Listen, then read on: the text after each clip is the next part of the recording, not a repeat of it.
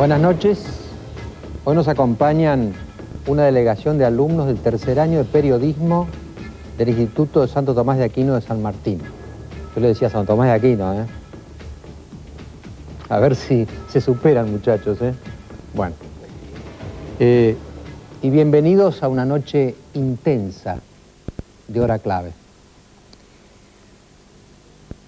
Viajando cada uno por su lado, de la Rúa, Washington, Quebec, Cavallo, San Pablo, Londres, ambos han estado en el centro de las noticias de hoy. De la Rúa se ha entrevistado con el presidente Bush en Washington, ya está en Quebec y mañana empieza la reunión que dará un impulso quizá decisivo, la reunión de presidentes, que dará un impulso decisivo al ALCA. Pero además lo espera de la Rúa un desayuno mañana con el presidente de Brasil en Quebec, con Fernando Henrique Cardoso, y esto lo marco porque también se ha suscitado una polémica entre Cavallo y Cardoso. Cavallo, al salir del Brasil, tuvo palabras, no sé, un poco duras con el Mercosur, dijo que era una payasada, y que él estaba ahí en el Mercosur por respeto al presidente de la Rúa, pero que él, por si fuera por él, lo dejaría. Y entonces Fernando Henrique Cardoso dijo que mañana le va a preguntar al presidente de la Rúa, en el desayuno, ¿quién fija la política en la Argentina? ¿Si Cavallo o de la Rúa?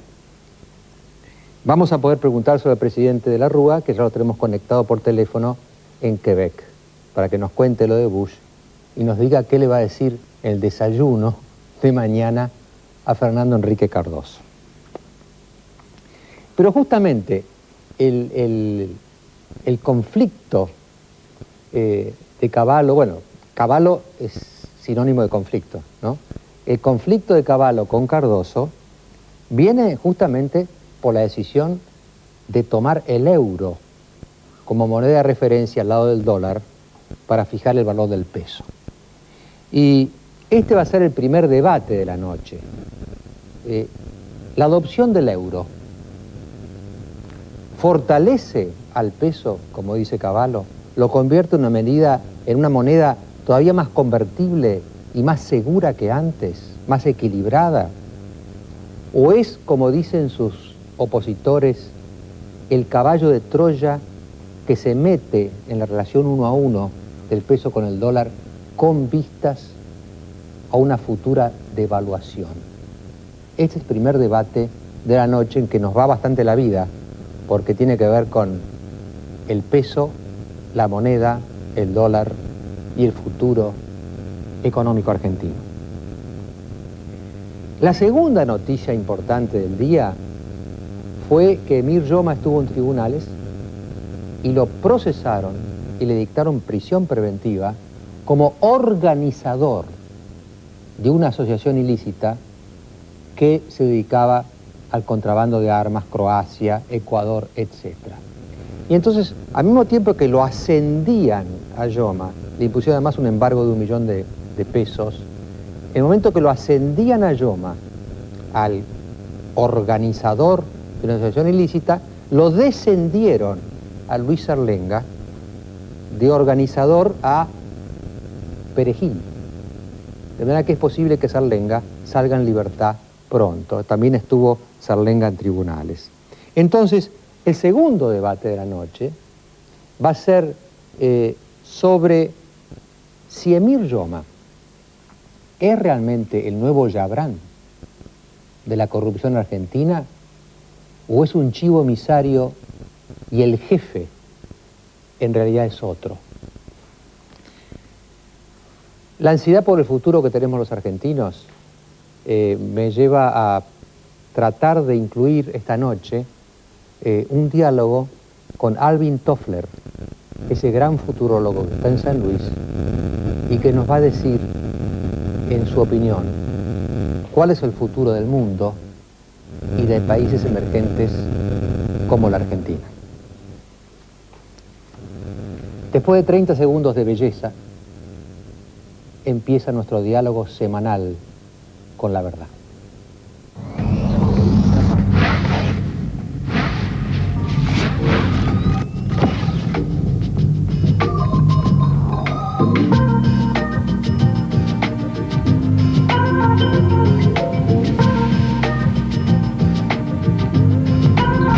Viajás y viajás por tu país, a un lugar donde nunca habías estado. Lo que realmente querés es conocer mejor Argentina. Bueno, estamos en contacto con el presidente de la Rúa, que está en Quebec. Presidente de la Rúa, buenas noches, ¿cómo le va? Buenas noches, Mariano, ¿cómo le va? Bueno, ¿cómo le va a usted? ¿Cómo le ha ido con su entrevista con Bush?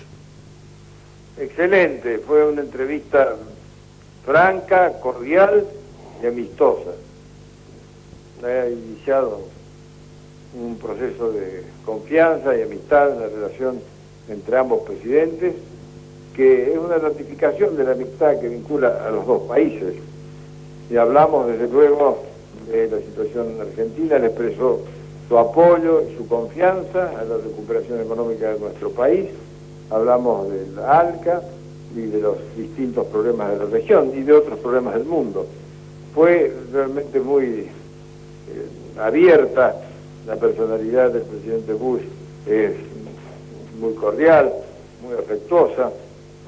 Por mi parte, yo he tenido la misma disposición, así que ha sido muy positiva en cuanto al objetivo central de la reunión, que era el conocimiento, la explicación o la referencia de cómo está la situación económica de nuestro país, saber que se cuenta con el apoyo de los Estados Unidos y del presidente de Estados Unidos, aunque esto se canaliza a través de los organismos internacionales, y remarcar esta importancia que el actual gobierno de Estados Unidos le da a América Latina, porque como yo se lo señalé, ha recibido varios presidentes de América Latina y está impulsando esta integración hemisférica. Sobre eso él dijo, quiero reafirmar que lo que digo, quiero realizarlo en los hechos, no para ser el primero o el más importante, sino como un vecino más, convencido de que la integración económica es el modo de beneficio para todos los pueblos. Yo sostuve allí que una integración equitativa es importante porque la ampliación de los mercados es la respuesta a la globalización, pero debe ser equitativa, comprender los problemas de todos nuestros países y desarrollarse para nosotros a partir del Mercosur, cuya importancia reafirmé por historia y por proyección estratégica. Usted sabe, presidente de la Rúa, usted sabe, bueno, mañana va a tener un desayuno con Fernando Enrique Cardoso, y aquí durante el día en Buenos Aires, la noticia del día fue una especie de conflicto entre Cavallo y Cardoso, porque Cavallo dijo, minimizó al Mercosur de alguna manera, dijo que personalmente no tenía demasiada fe en el Mercosur, pero que por respeto a usted, por supuesto que lo iba a apoyar, y Cardoso dijo que mañana le va a preguntar a usted, ¿quién define la política argentina, si usted o Cavallo? Mire, ninguna de las dos cosas son ciertas, y yo me asombro de la pésima información con que se manejan allí algunos comentaristas, porque Cavallo fue a San Pablo a dar una conferencia absolutamente a favor del Mercosur, cuyo concepto central es decir, unámonos argentinos y brasileños para fortalecer el Mercosur y trabajar en beneficio de nuestros pueblos. Una conferencia muy extensa, toda de apoyo y de afirmación del Mercosur, de modo que nadie puede decir que Cavallo haya dicho allí algo contra el Mercosur. Lo que hubo la interpretación de algunos cronistas sobre un tema de arancel externo común, sobre si Cavallo se había pronunciado sobre ese tema en contra, y lo que en realidad ha hecho un comentario genérico que no significa estar en contra del arancel externo común, que es una de las características del Mercosur. Y el presidente Cardoso de ninguna manera ha dicho que va a preguntar de quién es la política o quién la define. El presidente Cardoso es un demócrata y sabe que el presidente de la Argentina ha sido elegido por el pueblo y él no puede cambiar esa realidad por ninguna pregunta que ponga en duda quién es el que gobierna en Argentina. Lo que dice en la revista donde algo se publica sobre eso, la revista Bella, es que él ha hablado muchas veces conmigo y sabe que la posición es la que yo defino. Y por otra parte, Cavallo no ha dicho nada contrario a eso. Que ha hablado con él también, sus declaraciones han sido distorsionadas, y que realmente se hayan ocupado todo el día de esto me parece muy penoso, porque lo que tenemos que hacer es dejar las cosas bien claras y afirmar el Mercosur, que es la base de nuestro mercado común aquí en la región, y a partir del Mercosur fortalecer el ALCA, que es una gran perspectiva que se nos abre para los futuros. Usted sabe, presidente, que... Uno de los temas que vamos a tratar aquí en Quebec. Eso es lo que puedo decirle, Mariano, como una reflexión constructiva, a ver si de este modo contribuyo a poner claridad en las cosas, y que no se digan, que no se hagan afirmaciones superficiales, como estas que hasta resultarían ofensivas, preguntarle a un presidente quién gobierna en Argentina. Somos amigos con el presidente Cardoso, sé que lo que él no puede haber dicho nada que ponga en cuestión la autoridad del presidente de la República Argentina, somos países hermanos, y nadie puede ni siquiera repetir estas cosas que cantamos al viento, porque creo que nos estamos haciendo daño a nosotros mismos y creando una confusión absolutamente injustificada. Usted sabe, presidente, que esta versión llegó aquí a través de la prensa brasileña, Folia y otros medios brasileños publicaron estas cosas, y tanto es así que hoy hasta hubo rumores aquí en la Argentina de una renuncia de Cavallo, y después se dijo que usted lo apoyaba. Esos rumores parece que existieron brevemente. A veces hay especuladores que lanzan estos rumores de renuncias para ver si gana algún peso más en los mercados. Yo no he precisado hacer una ratificación de Cavallo ni me hubiera prestado a hacerlo.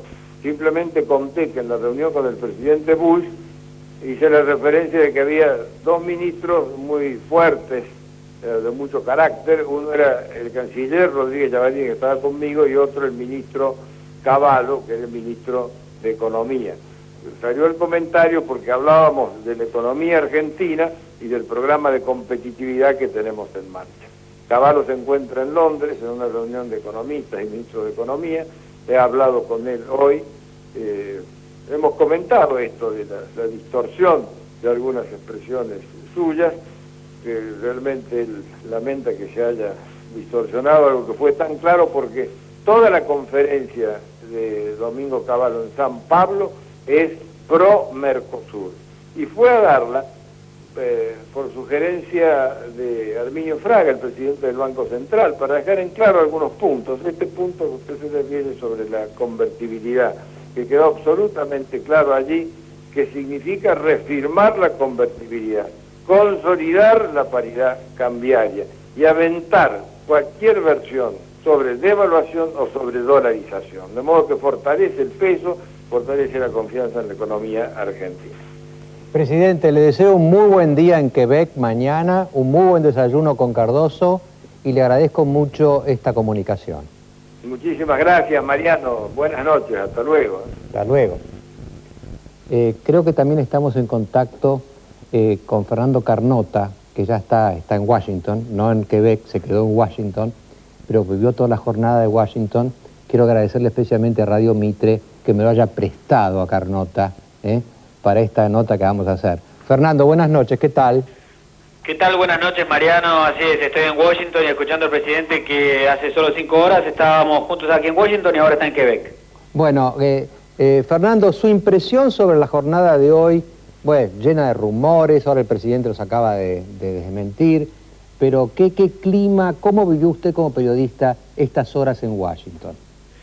Yo, en realidad, Mariano, una cosa rápido antes, la misma pésima información que en teoría dice el doctor de la Rúa se recibió ahí en Buenos Aires, es la misma pésima información que se recibió aquí en Washington. Por ende, a mí me gustaría esperar hasta mañana a ver si efectivamente Cardoso le hace algún comentario o no respecto de, no si quién gobierna en la Argentina, sino lo que se había dicho era si piensa igual Cavallo respecto de las opiniones que había dado, de la Rúa respecto de las opiniones que había dado Cavallo.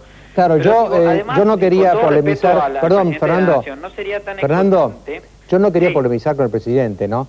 Pero quizá una causa de estas versiones ha sido que Cavallo está en Londres y de la Rúa en Quebec, y uno dice, bueno, ¿y cómo no fue Cavallo a Quebec o a Washington? ¿Se dijo, se pensó algo de eso en Washington? Claro, bueno, hubo dos teorías iniciales. La primera respondía a los intereses de Cavallo y decía que Cavallo no había querido venir porque en una reunión de estas características los ministros tienen muy poco juego y la figura principal es el presidente. Y la otra ponía como protagonista al propio de la Rúa, diciendo que no quería traer a Cavallo porque, tenía miedo que opaque su visita y su encuentro con Bush. Descartadas estas dos, en realidad fue que hubo un cruce de agendas y Daniel Marks fue quien representó al Ministerio de Economía aquí en Washington. Bueno, ahora su breve crónica, Fernando. Brevísimo. Yo diría, Mariano, que a mí me queda una gran incógnita después de la reunión de hoy, que es cómo se va a traducir en hechos concretos la ayuda y la voluntad que muestra Bush en sus declaraciones, en hechos concretos que ayudan a nuestra economía real. Yo no soy tan optimista respecto de esto, y sobre todo después de haber hablado hoy largo y tendido con un funcionario del Departamento de Estado, en donde a mí me queda la impresión que los americanos temen más a un default político que a un default económico en la Argentina. ¿Por qué? Porque el económico esto es prácticamente descartado, al menos para este año, porque si Cavallo realmente llega a recaudar los 6.000 millones que está pensado que recaude, va a pagar las deudas, pero digo, ¿qué pasaría si los mercados no lo acompañan a Cavallo? O dicho de otra manera, ¿qué pasaría si Cavallo, pese a tener la plata para pagar las deudas, no tiene el poder político para utilizarla esa plata? Por eso hoy vemos a Estados Unidos que está más preocupado en hacer declaraciones políticas fuertes, como la que hizo el secretario del Tesoro, Paul O'Neill, diciendo que cuando llegó Cavallo, que había llegado el mago de Oz, que en tomar medidas concretas que nos ayuden en nuestra economía. Resumiendo la reunión de hoy, a mí me dio la sensación que efectivamente fue una reunión muy amistosa, como la planteó de la Rúa. Podría decir, fue una reunión entre un amigo llamado Bush, con otro amigo llamado de la Rúa, pero en donde a mí me gustaría saber el amigo de Estados Unidos qué hace para ayudar a su otro amigo que está en serios problemas, y si no es que esa amistad solo le interesa porque quiere venir a pescar a la Patagonia, como le confesó en la charla de la Rúa. Muchísimas gracias, Fernando. Hasta luego, Mariano. Gracias por todo. Yo creo que de la Rúa va a tener que tener el rol que tuvo Menem con Cavallo, que es un rol aparentemente muy tenue, pero decisivo, que es apoyarlo. Porque Cavallo evidentemente genera tormentas por todos lados, antes también las generaba, y tenía un presidente que lo sostenía. ¿Verdad? Que de la Rúa me parece que estaba muy enérgico esta noche, lo vi se me enojó por ahí, ¿no? Pero eso es un buen síntoma, porque quiere decir que está empezando, me parece a mí, a rumbear hacia el rol que le espera en los próximos meses. Pero el tema polémico es el euro, lo que causó todo esto. Es la introducción del euro en el sistema monetario cambiario argentino. Y de eso va a tratar el debate que viene. ¿El euro va a fortalecer el peso o es el caballo de Troya que anticipa una futura devaluación? Después de los auspicios empieza ese debate. De la Rúa se enojó por este tema de las versiones, los rumores, lo dijo Cavallo, lo que habrá dicho Cardoso. Aquí vamos a presentar un pequeño tape con un poco los elementos que teníamos nosotros para hablar de este entredicho Cavallo-Cardoso. Según indica la agencia de noticias de San Pablo, Folia, Cavallo volvió a cambiar de idea y anunció en Brasil que reducirá nuevamente el arancel a la importación de productos de informática y telecomunicaciones. Además, según Folia, Cavallo habría sostenido que el arancel externo común del Mercosur es una payasada. Frente a estas declaraciones, el presidente de Brasil, Fernando Henrique Cardoso, declaró al diario brasileño Valor que preguntaría a su colega Fernando de la Rúa, cuando lo vea en Quebec, cuál opinión sobre el Mercosur prevalece en la Argentina, si la del presidente o la del ministro de Economía, y que ha oído con frecuencia de la Rúa puntos de vista contrarios a los que Cavallo expresó, por ejemplo, ayer en San Pablo. Bueno, las fuentes son Folia y Valor, ambos medios brasileños.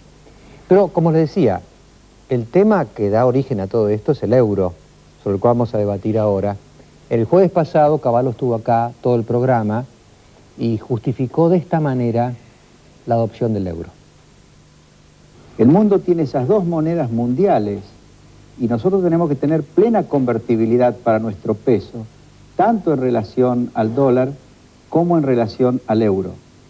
Y es posible que terminemos aceptando la sugerencia del Premio Nobel de Economía por sus aportes precisamente a la economía monetaria, Robert Mandel. Él dijo, cuando un euro sea igual a un dólar, yo recomiendo que el peso valga un dólar, un euro, y a partir de ahí el peso sea igual al promedio de los dos. ¿Qué significa eso? Significa que vamos a tener más convertibilidad. ¿Significa eso, Jorge Ávila? No, en absoluto. No, lamento ser tan frontal, pero el tema es suficientemente grave. El proyecto de ley que Caballo ha mandado al Congreso es la innovación en política económica más grave, más trascendental que se ha mandado al Congreso en los últimos 10 años. Después, precisamente, la ley de convertibilidad. La ley de convertibilidad creó una institución con calidad de primer mundo. Y el futuro del país depende de instituciones con calidad de primer mundo. Una es la institución de la República, la otra es la institución de la estabilidad monetaria, que en este caso está corporizada por la convertibilidad, como lo estuvo por el patrón oro hace 100 años. Y la tercera sería una gran alianza comercial con el líder económico del mundo, que es lo que se está debatiendo ahora, Mercosur versus ALCA. Por eso es que a mí me inquieta tanto, me preocupa este tema, y lo he tomado especialmente mal. No es algo más, es algo muy grave. Él dice, Caballo, que va a dar más convertibilidad. Eso es falso. Convertibilidad en la cabeza de él. En la cabeza de él la convertibilidad es la capacidad legal de comprar dólares sin ir a la cárcel. Eso es lo que significa internacionalmente desde hace 50 años.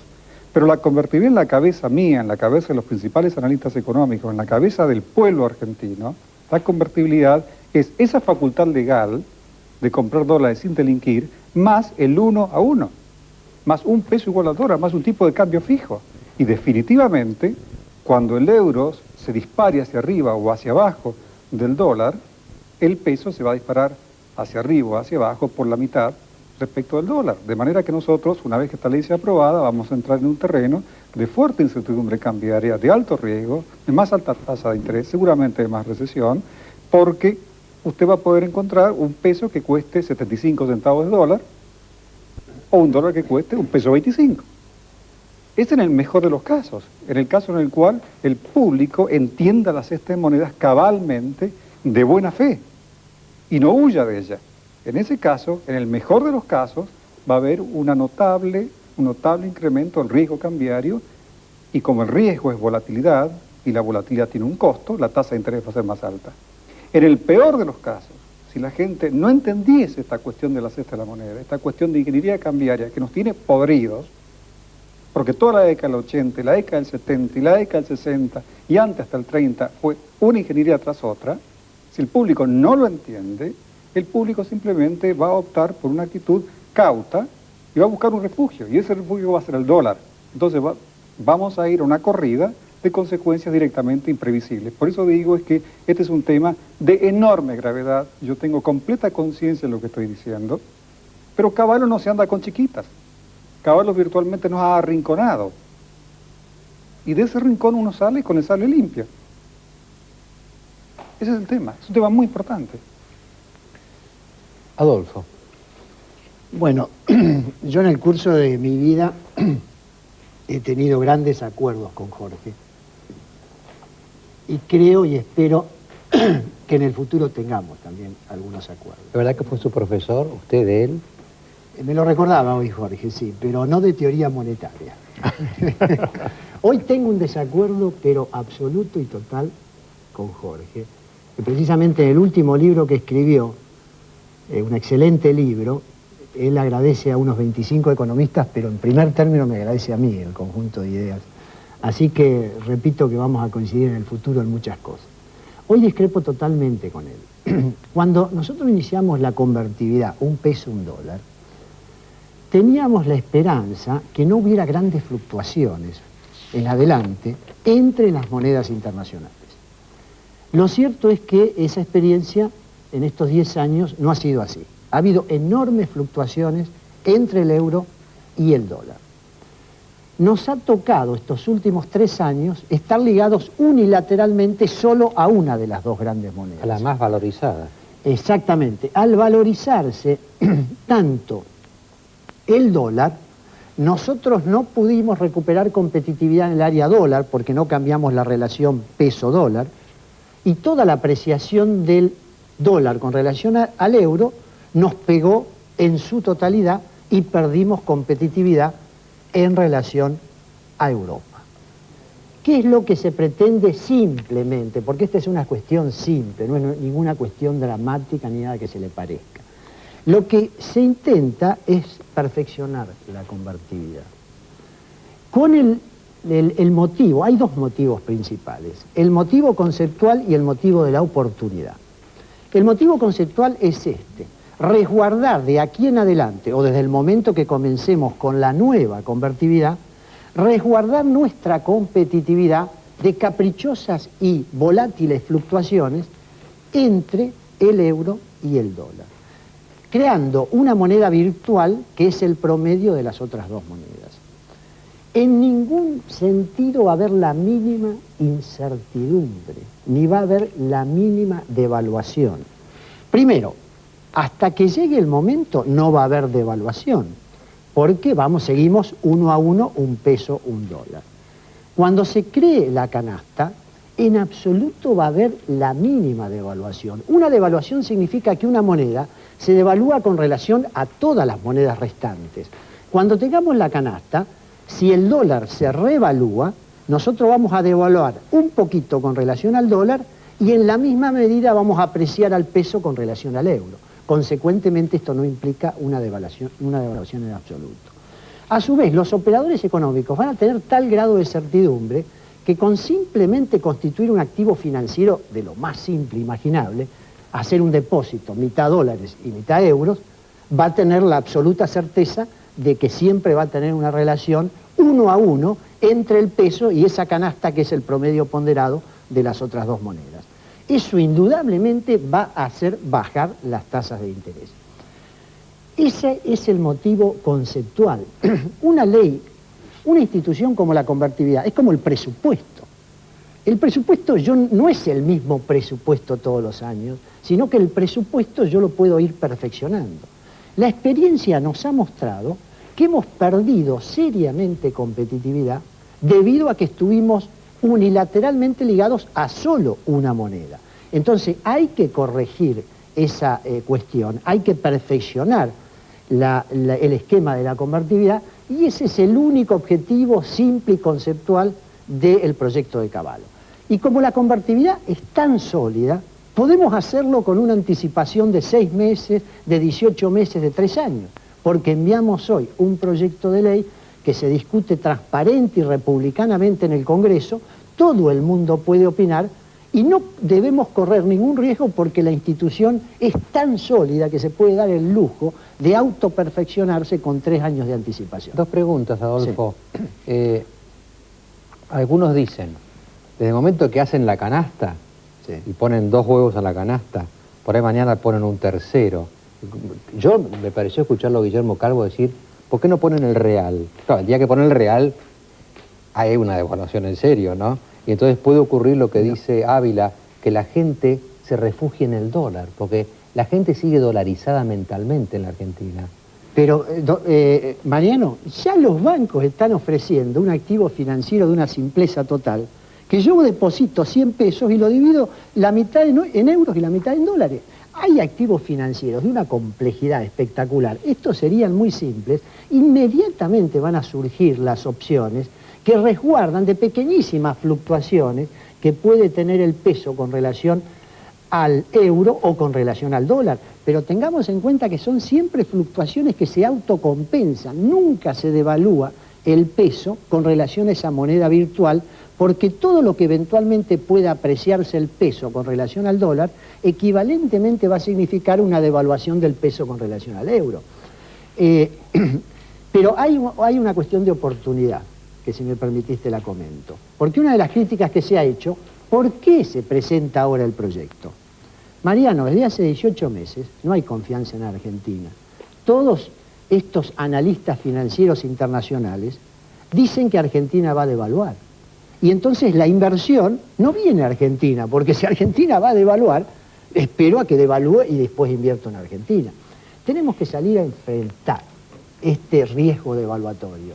Y la forma de enfrentarlo es decirles que hay convertibilidad para hoy, hay convertibilidad para de acá a 3 años y hay convertibilidad para siempre. Y si la institución... Es que la hipótesis del real, chau, lo olvidamos. No podemos incluir el real, pero ¿qué aconsejó Robert Mandel? Que una canasta de monedas, como todas las canastas de monedas que existen en el mundo, varios países europeos la tienen, en realidad tiene que estar ligada a las grandes monedas estables del mundo. Claro. El euro y el dólar. Robert Mandel dijo que hoy hay 11 países incluyendo en el euro, pero que de acá a 20 años va a haber 45 países con el euro, se van a incorporar todo el resto de Europa y muchos países de África. Entonces, tenemos que iniciar este perfeccionamiento no con monedas súper volátiles, sino por lo menos con las 2 grandes monedas internacionales, y esto es nada más que esto, es la simpleza y el perfeccionamiento simple y no dramático y el reforzamiento que, en mi opinión, y por eso discrepo, pero totalmente con Jorge, va a significar para la convertibilidad. Bueno, dado que es un debate, pese a que Adolfo es mi ex profesor y mi colega, ¿no? Más bien es un análisis conjunto. Pero dado que tiene el tono de debate, entonces yo me voy a permitir puntualizar en cinco temas, 5 ítems, puntualizar o comentar lo que él ha estado diciendo. En primer lugar, y como un enfoque principista, yo debo decir que un régimen cambiario o un régimen monetario, que es lo que implica la convertibilidad, es un instrumento que tiene un único objetivo. Un régimen cambiario es como un árbol. Un árbol da un solo fruto. Usted a un manzano le pide manzanos. A usted un manzano no le pide manzanas, naranjas y peras. Solamente le pide un único objetivo, un único fin. Y si cumple ese fin, suficiente, ¿verdad? Es eficaz. La convertibilidad ha demostrado incuestionable transparencia e incuestionable eficacia para asegurar los 2 objetivos importantes que ella tiene. En realidad, uno es un objetivo y el otro es un objetivo subsidiario. El primero es la estabilidad monetaria. La convertibilidad nos llevó de un plumazo de la hiperinflación a la hiperestabilización. Y en segundo lugar, aseguró, dentro de lo que es posible en la Argentina, dada nuestra historia, larga historia de riesgo argentino, previsibilidad financiera. Eso es lo que uno le exige a un régimen cambiario. Un régimen cambiario no le exige que además de la estabilidad monetaria, la previsibilidad financiera, la solidez de los bancos, reparta rentabilidades ficticias entre los distintos sectores exportadores de la economía. No le exige eso, no es función de la convertibilidad. Es otra cosa, es otro tema. Es una cuestión de ver las cosas objetivamente. En el anteproyecto de ley mandado al Congreso, explícitamente figuran 2 motivos. El primero es estabilizar los ingresos de los exportadores argentinos a Europa ante las fluctuaciones del tipo de cambio dólar-euro.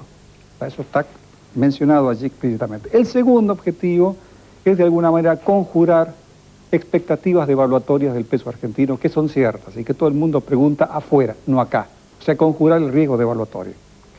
En cuanto a lo primero, yo debo decir lo siguiente.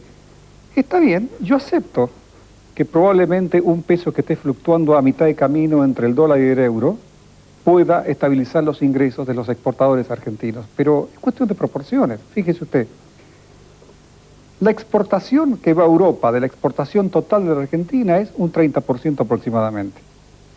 Las exportaciones argentinas sobre el producto es un 9%.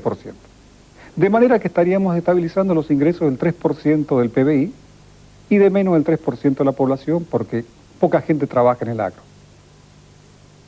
En tanto que estaríamos desestabilizando los ingresos del 97% de la gente que está en el resto de la economía y el 97% del PBI. Porque toda vez que el euro se deprecia un 20% con respecto al dólar, lo cual ya crea riesgo cambiario y más alta tasa de interés, los precios internos van a saltar un 20%. Y toda vez que el euro se aprecie un 20% con respecto al dólar, lo cual crea de nuevo riesgo cambiario y más tasas de interés, usted va a poner sobre la economía una presión deflacionaria del 20%. Yo creo que no es un negocio brillante.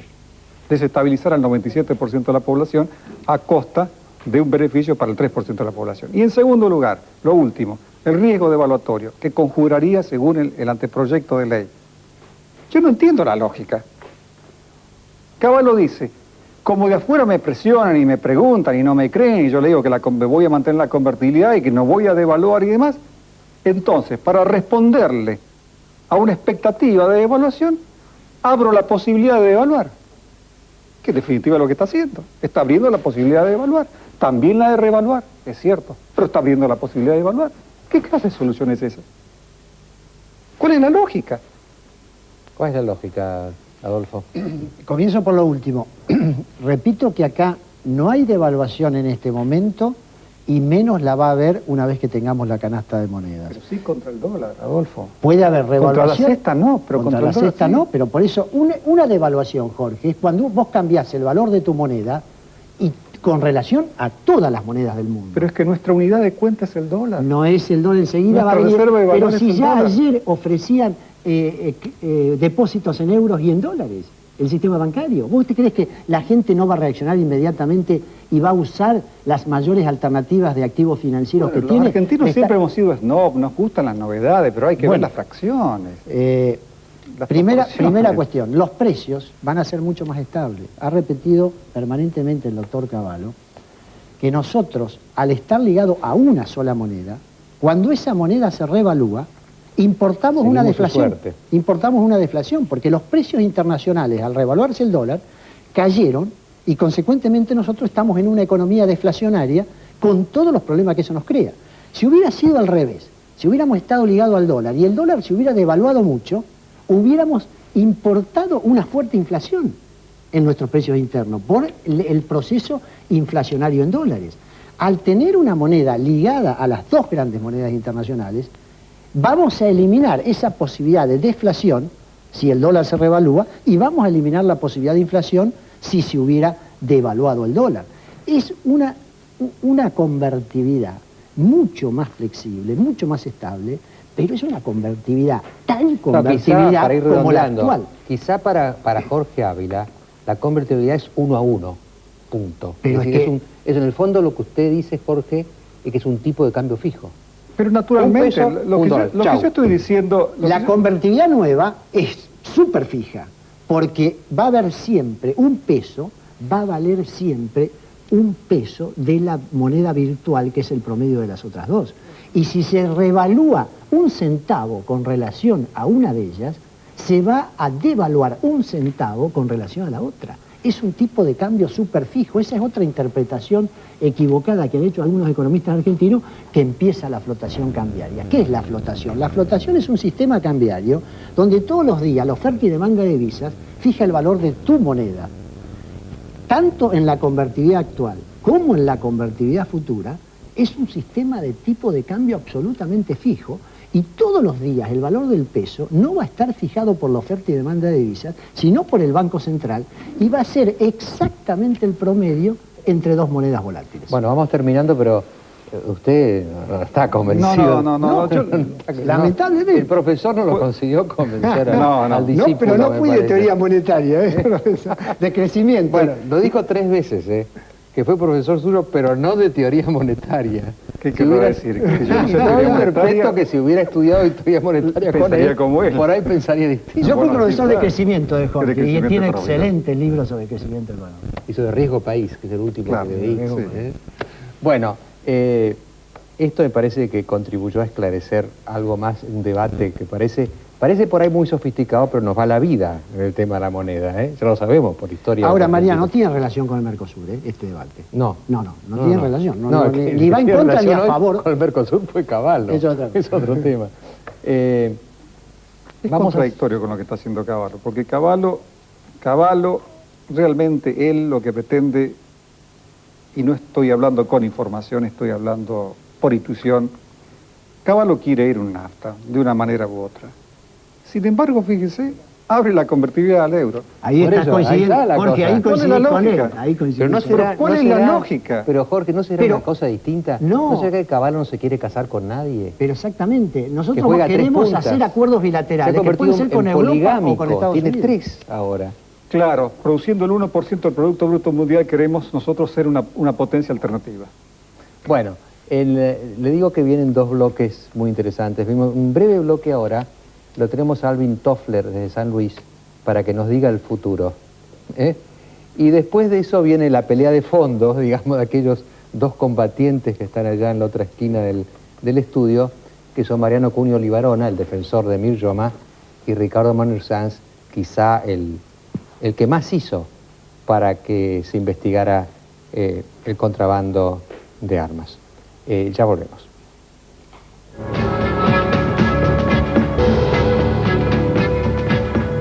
Usted sabe que Alvin Toffler es probablemente el futurólogo más importante que existe hoy en día en el mundo, y su tesis central es que la historia de la humanidad ha tenido 3 grandes olas. La primera ola, la primera gran revolución fue la agraria, cuando el hombre dejó de cazar y pescar, y juntar dátiles, y pasó a ser sedentario y creó la agricultura y la ganadería. La segunda ola fue la industria, la industrialización, que todavía nosotros estamos quejándonos de la crisis de nuestra industria. Pero hay una tercera ola, que es el conocimiento, la informática, las computadoras, que esa tercera ola está cubriendo el mundo, y los que no se adapten a ella quedan afuera. Es un poco, muy rápidamente, su teoría. De manera que yo voy a hacer esto, voy a estar ahora, está en San Luis, porque había un seminario en San Luis sobre estos temas, porque parece que en San Luis tienen la intención de convertir a San Luis en un polo de conocimiento informático, tipo Silicon Valley, digamos. Y bueno, hubo ese seminario, él está con el periodista Pablo Caruso, del otro lado, y yo le voy a pedir a Pablo que me diga qué pasó en el seminario, muy brevemente, Pablo, porque estamos como siempre sin tiempo, y después me dé paso a Toffler, y bueno, después conversaremos brevemente con él. Me interesa sobre todo que nos diga algo de nuestro futuro, si es posible. Buenas noches, Pablo, ¿qué tal? Buenas noches, Mariano, ¿cómo estás? ¿Cómo ha ido esta reunión? Bueno, mirá, este seminario que es Globalización y Educación para el Futuro, te digo que mostró la indigencia en la cual nos encontramos. Parece que nadie está preparando a los chicos para la educación del futuro. 3 cosas llamaron la atención de esta conferencia de Alvin Toffler. Una es que es el poder es el que tiene el conocimiento. Y llamó la atención porque dice que el conocimiento en este momento lo tienen los medios de comunicación. La segunda conclusión que se podría sacar es que ya no va a ser la educación tradicional, o sea, en los colegios, en las universidades, ya va a ser la tecnología. Parece que van a desaparecer los maestros y los profesores. Y la tercera es que los hijos empiezan a enseñar a sus padres, por ejemplo, a manejar una computadora, el conocimiento al revés. Pero lo dejo en tus manos a Alvin Toffler, porque a ver si nos ayuda a resolver esta conmovedora ecuación que es Latinoamérica en general y Argentina en particular. Gracias, Pablo. Bueno, yo les explico lo que voy a hacer. Yo voy a decirles a ustedes qué pregunta le voy a hacer a él en inglés. Él va a contestar en inglés y tiene un traductor simultáneo ahí. Así que lo que le voy a preguntar al profesor Toffler, después de saludarlo, es cómo ve a los países emergentes, y en particular a América Latina y a la Argentina, en esta gran revolución que es la tercera ola del conocimiento y de la educación y de la tecnología. Esta es la pregunta que le voy a hacer. Good evening, Professor Toffler. How are you? Good. Well, thank you very much. I know that it's very late, and I appreciate your staying awake and ready to answer my question. I just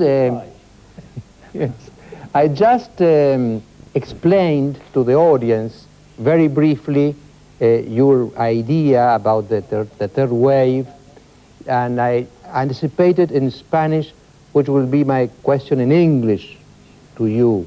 And the question is the following: how you see the future of the emerging markets and particularly of Latin America and Argentina, in the context of the big coming of the third wave? When my wife, who is my co-author, and I together wrote La Tercera Ola, the third wave, la tercera ola, the transformation of economies to la transformación de las economías y las sociedades también, no solo las economías, hacia un nuevo sistema en donde la importancia del conocimiento era mucho mayor. Este proceso fue visible en los Estados Unidos y en algunos pocos otros lugares, mayormente en Silicon Valley. Hoy, 20 años después, vemos elementos de la tercera ola en muchos países. En China, Brasil, México y Argentina. Hay pequeños núcleos de desarrollo en muchos lugares distintos. También tuvimos el primer crecimiento importante en el valor de las compañías que estaban involucradas con la producción del conocimiento y el primer derrumbe de estas compañías. Y alguna gente dice, ¿vieron? Los precios de las acciones se derrumbaron, entonces no hay una nueva economía en realidad. Yo creo que están equivocados. Hay dos posiciones. Una de ellas dice, nada ha cambiado. La economía es siempre la misma. Algunas cosas suben, algunas cosas bajan. Otra gente dice, no, ustedes no entienden. Esto es una revolución realmente. Y por eso vamos a ver 25 años de prosperidad. Yo creo que ambas están equivocadas, ambas posiciones. Primero, hay un cambio revolucionario que está aconteciendo, pero y muchos de los elementos fundamentales están cambiando. La naturaleza del capital está cambiando. Es más intangible. La naturaleza del dinero está cambiando. No solo las monedas, y no solo el euro y el dólar, pero la función del dinero y los tipos de dinero y la aparición de lo que llamamos sustitutos del dinero. La escala de operaciones financieras está creciendo cada vez más, pero los equipos de trabajo están siendo cada vez más pequeños. La velocidad de las operaciones está aumentando. La naturaleza del trabajo está cambiando. Entonces, hay menos trabajo dependiente de los músculos y más que depende de la mente. Los mercados están cambiando. Estamos pasando de mercados masivos, estandarizados para bienes estandarizados, producidos en masa, a mercados desmasificados, mercados nichos de mercado, productos preparados especialmente para distintas áreas y servicios también especializados. Entonces hay muchos cambios profundos que están aconteciendo en la economía.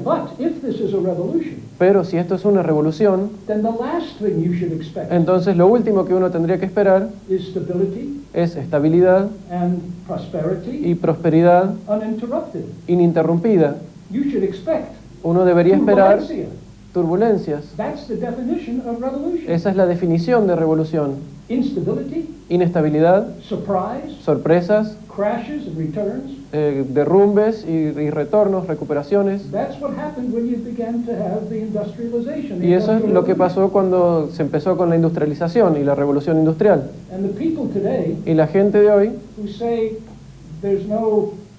new economy que dice because que the no hay stock market una crashed nueva economía porque el mercado de acciones se derrumbó, are making a mistake están cometiendo un error, because the stock market porque el mercado de is valores not the right indicator no es el indicador of correcto changes in the real economy. de los cambios en la economía real.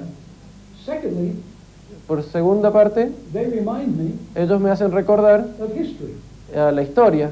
When the Industrial Revolution came, we had the steam engine. Cuando surgió la revolución industrial teníamos Many la máquina de vapor. many companies Muchas were compañías created fueron creadas to take advantage of the steam engine. para aprovechar esta máquina de And vapor. thousands of them died Y muchas de ellas murieron because nobody understood how to porque run nadie with new entendió technologies cómo trabajar con nuevas and what the new tecnologías business models were. y cuáles eran los modelos So today de when I negocios hear nuevos. people say that Entonces the hoy third cuando wave is escucho over que or la the, gente dice que la new tercera economy ola is over, terminó y que la nueva it economía reminds me of terminó, people who, me hace recordar a la at the gente beginning of the Industrial Revolution, que al principio said, de la revolución industrial "The decía Industrial Revolution is over la revolución because industrial textile terminó manufacturers went bankrupt in porque Manchester." algunas empresas textiles de Manchester se fundieron. This profound change is Estos cambios profundos going on, están sucediendo and it's going to have more speed and more power. y van a tener más velocidad y más poder. Thank you very much, Professor Toffler, for allowing us of sharing your insights. Thank you very much. Good evening. Bueno, vamos a comentar después lo que dijo, pero ahora vamos a un corte y al debate de fondo de la noche sobre si Emir Yoma es realmente un nuevo Yabrán o quizá un chivo misario.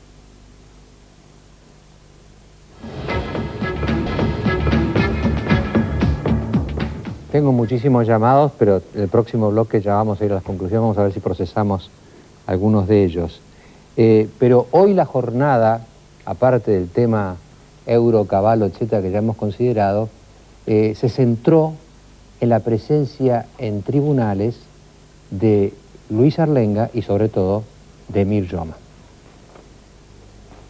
En el día de hoy, amplió su declaración ante el juez federal Jorge Urso, el ex interventor de fabricaciones militares Luis Arlenga, en la causa que investiga el desvío de armas argentinas a Ecuador y Croacia. Por otra parte, el juez Urso dictó el procesamiento del ex asesor presidencial Emir Yoma y le dictó un embargo de 1 millón de pesos sobre sus bienes luego de que éste se negara a declarar. Bueno, acá está Mariano Cuneo Olivarona, que es el defensor de Emir Yoma. Mariano, ahora Urso sugiere que Emir Yoma es el organizador de una asociación ilícita. Creo que jefe organizador no es exactamente igual, ¿no? No es lo mismo, pero a los efectos penales. La pena es la misma. Entonces yo preguntaba al principio del programa, ¿Emir Yoma es finalmente la clave de todo esto, el jefe de todo esto? ¿Hay otro que lo es? ¿Es un chivo emisario?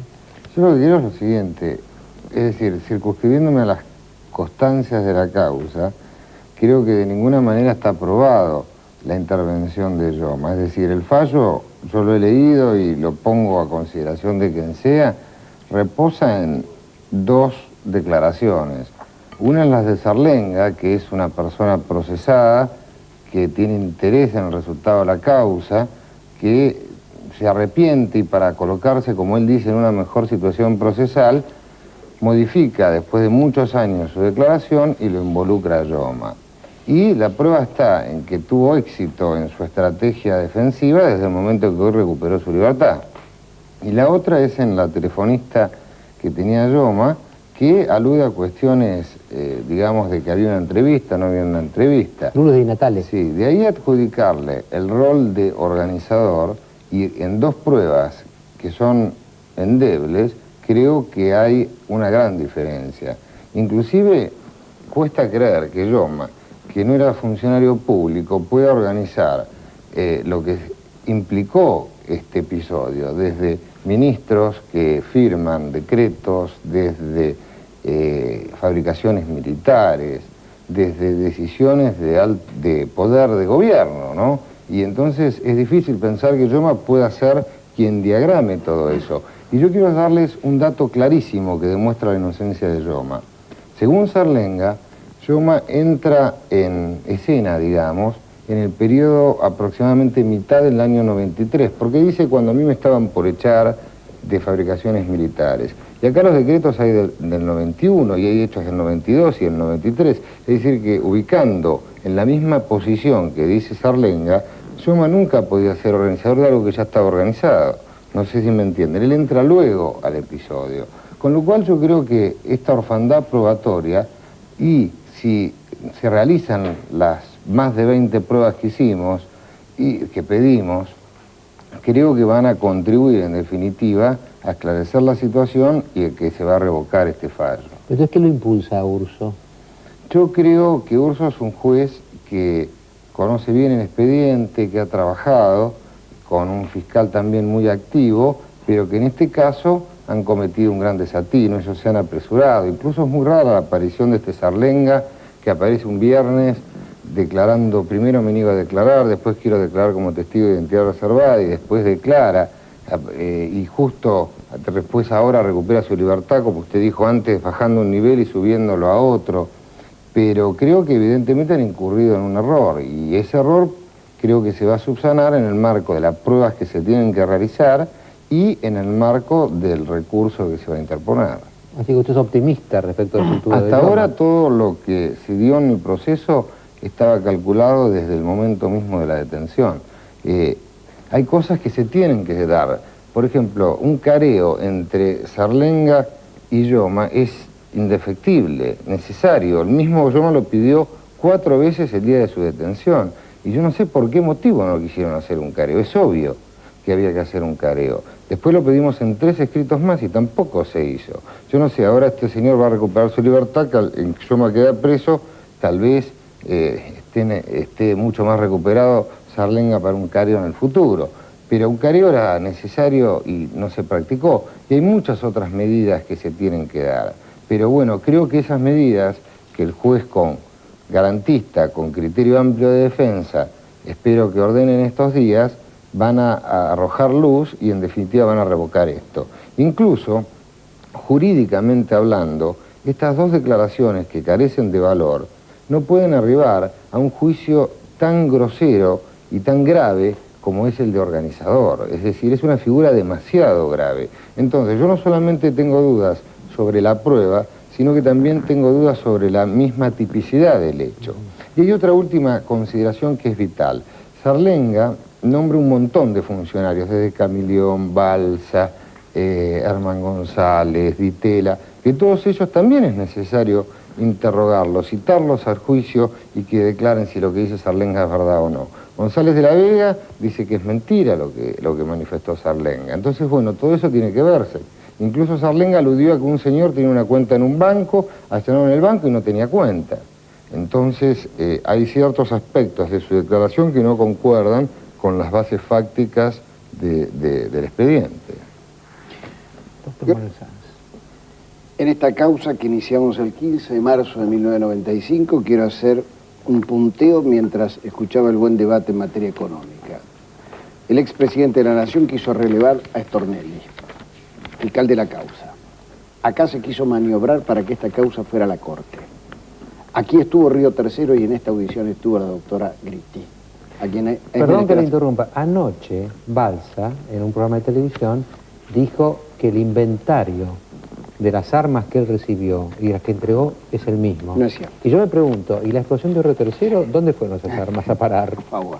Balsa es uno de los pocos defensores que le va quedando al expresidente de la Nación, Menem, porque Balsa está diciendo que los ministros son los responsables que lo engañaron al expresidente. En fin, Balsa es Balsa.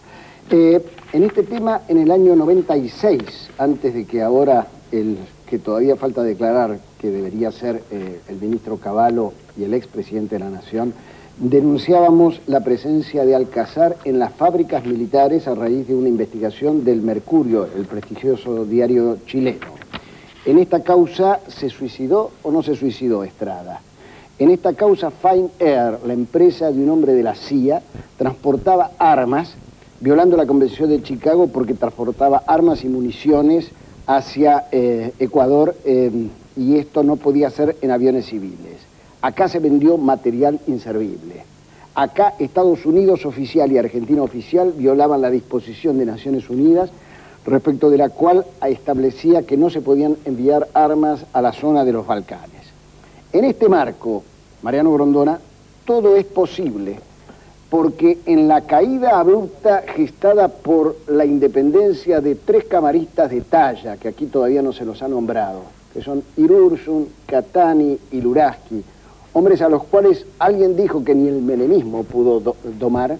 Son los 3 que presionaron a Urso. Son los 3 que dictaron una resolución, un 4 de abril, creo no olvidarme o no equivocarme, de una envergadura y de una profundidad. La ruta militar, la ruta del dinero, la ruta política, en fin, la ruta internacional. Y dijeron ellos, en frase central, que tiene mucha miga para el futuro, acá solo, con una gran voluntad de los lugares centrales del Estado argentino, se pudo armar esta red de complicidades.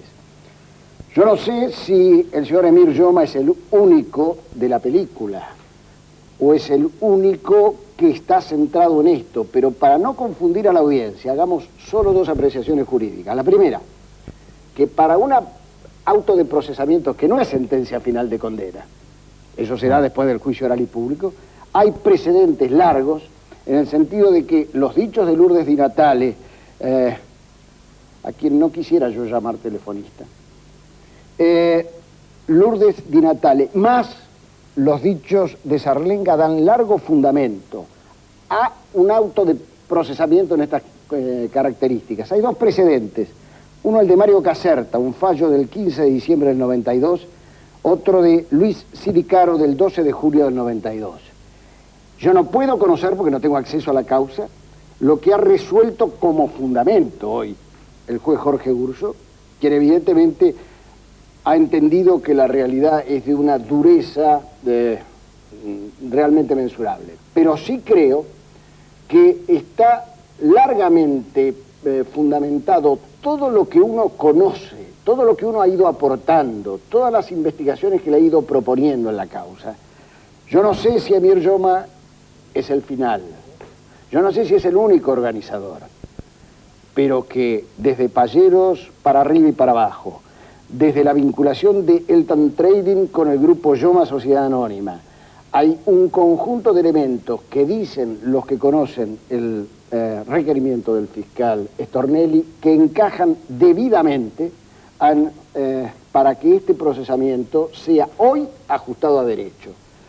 Y si la apelación la dedujera la defensa de Emir Yoma, puedo sospechar de que esto quedaría confirmado, no porque yo lo diga, sino porque me parece que los elementos de esta causa dan largamente razón al pensamiento previo de esta misma Cámara.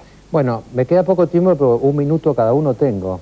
Si pueden resumir bien, usted ha escuchado varias cosas de Moner Sanz, su minuto, Mariano. En cuanto a la primera parte de su exposición, bueno, creo que demuestra la falta de intervención de Yoma en todas las cosas que adujo. Y en cuanto a la segunda, que puntualmente alude a Yoma, yo entiendo que por, como dice el doctor, su falta de conocimiento del expediente debido al secreto de sumario en esta parte, lo puede hacer incurrir en algún tipo de error de apreciación, porque hay numerosas pruebas que demuestran lo contrario y que estoy seguro que el doctor, cuando las conozca y pueda determinarlas, lo van a llevar a pensar de otra manera distinta. Por eso entiendo que si un juicio es el reino de las pruebas, acá no hay pruebas. Y entiendo también que la calificación es absolutamente exagerada. Para los que nos hemos dedicado a hacer de la profesión no solo un modo de ganar dinero, sino de devolverle a la sociedad algo de lo que la sociedad nos ha dado a nosotros, yo creo que esta es una causa que puede implicar un quiebre definitivo de la doctrina, sobre la doctrina de la impunidad en la República Argentina. Nadie es culpable hasta que no haya sentencia final pasada en autoridad de cosa juzgada. Pero esto no me quita mi convicción democrática y ciudadana, en el sentido de que el esfuerzo que hemos puesto, y sobre todo el esfuerzo que ha puesto el periodismo realmente independiente, el esfuerzo que ha puesto el fiscal de la causa, el esfuerzo de los camaristas de estudiar esto a fondo, llevan a la conclusión de que inopinadamente, y cuando nadie pensaba, Sarlenga dijo: yo no me quiero comer un mochuelo que no me corresponde. Hablo Y ahí empezó a venir la rodada, que no creo que sea la rodada final. Esta causa da para más. Tenemos muchas conclusiones para sacar del debate del euro, del tema Cavallo, de la Rúa, de Toffler y de este debate jurídico-político que hemos asistido. Tenemos muchos llamados también y en el último bloque que viene ahora después del corte también tenemos una sorpresa. Bueno, pido disculpas porque son muchos los llamados y poco el tiempo. Gustavo de Coglan, una asociación ilícita también se conforma con funcionarios de otros poderes. Señor Cunio Libarona, hay abogados y legisladores que colaboraron con el señor Menem y el señor Yoma. Ana de Villavallester, el tema Yoma es una campaña y sirve para ocultar otros problemas. Y sobre muchos otros de acá y muchos de aquí, sobre Cavallo y demás, Ricardo de Palermo dice, Cavallo tiene razón, pero tenemos que buscar apoyo en una moneda que no sea solamente el dólar. Y esa moneda fuerte es el euro, porque si no quedamos prisioneros del dólar y de los Estados Unidos. Pablo de Caseros, el euro es una moneda sin respaldo en América. Ni Estados Unidos ni Japón la avalan. Es una devaluación encubierta. Bueno, las opiniones se dividen más o menos como las mesas que hemos tenido para buscar esclarecimiento. Yo le decía que había una pequeña sorpresa en este bloque antes de los comentarios finales y antes de que Cristina Pérez nos dé las últimas noticias del día. Quizá con esta música la descubran.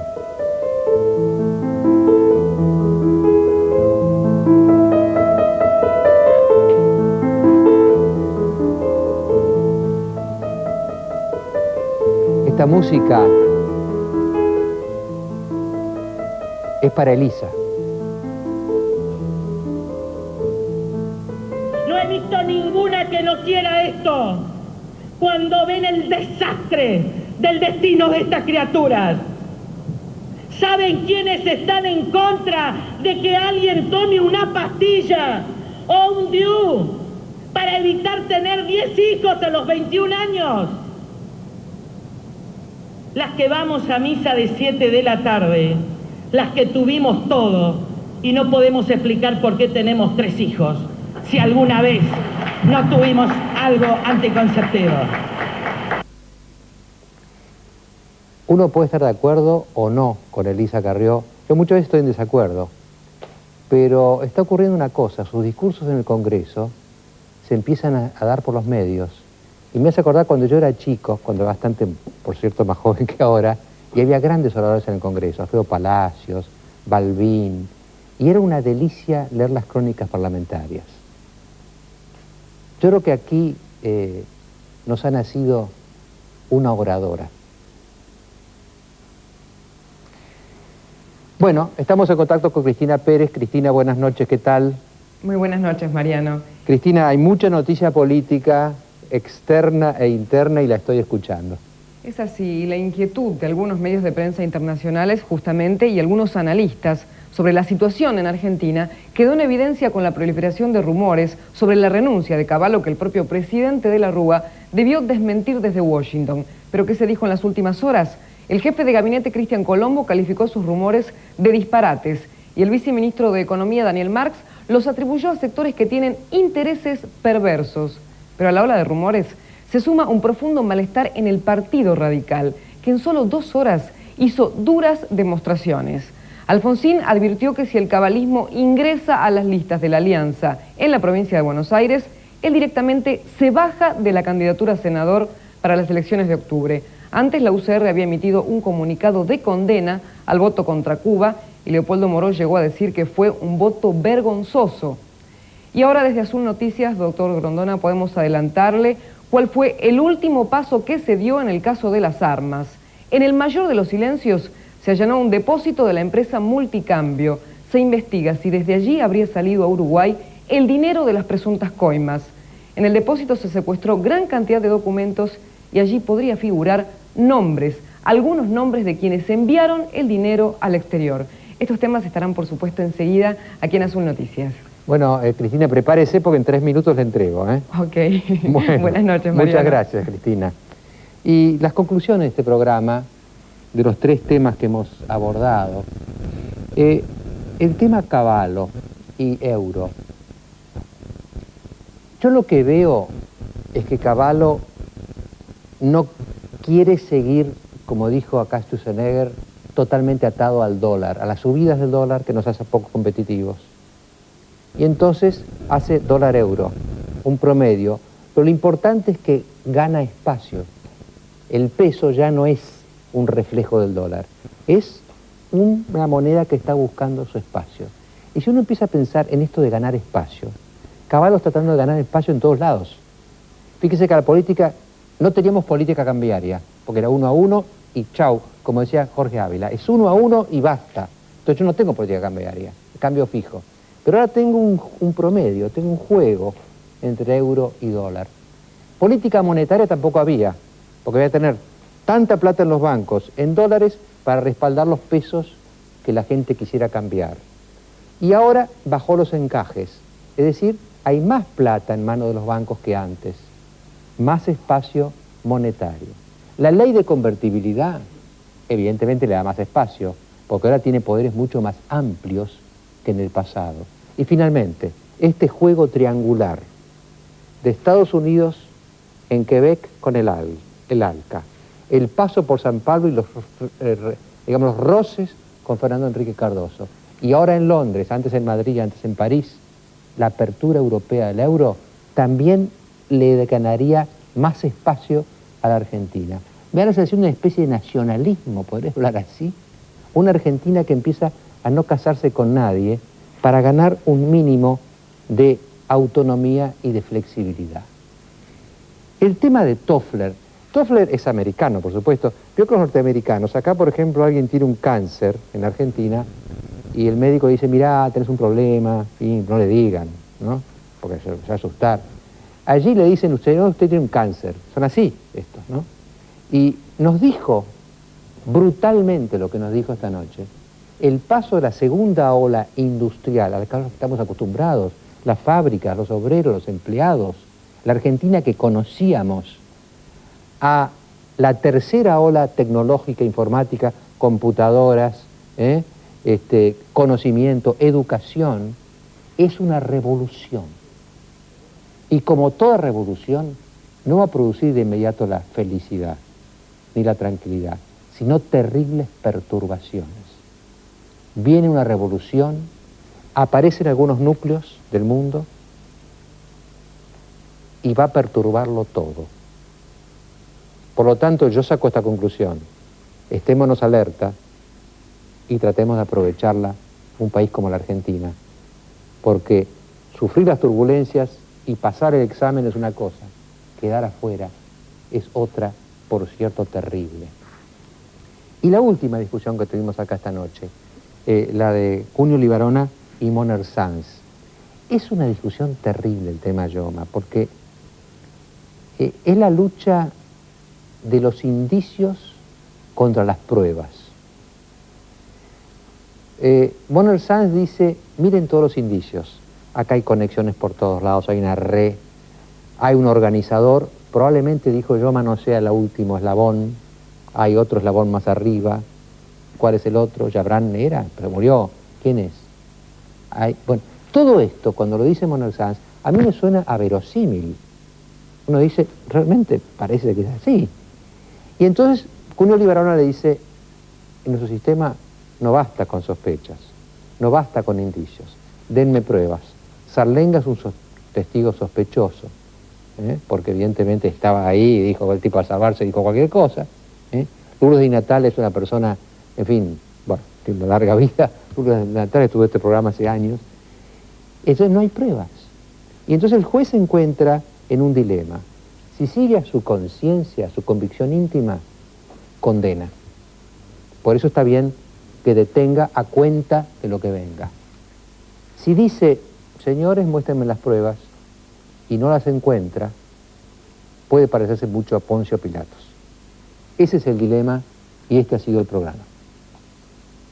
Buenas noches y hasta el jueves a las 23.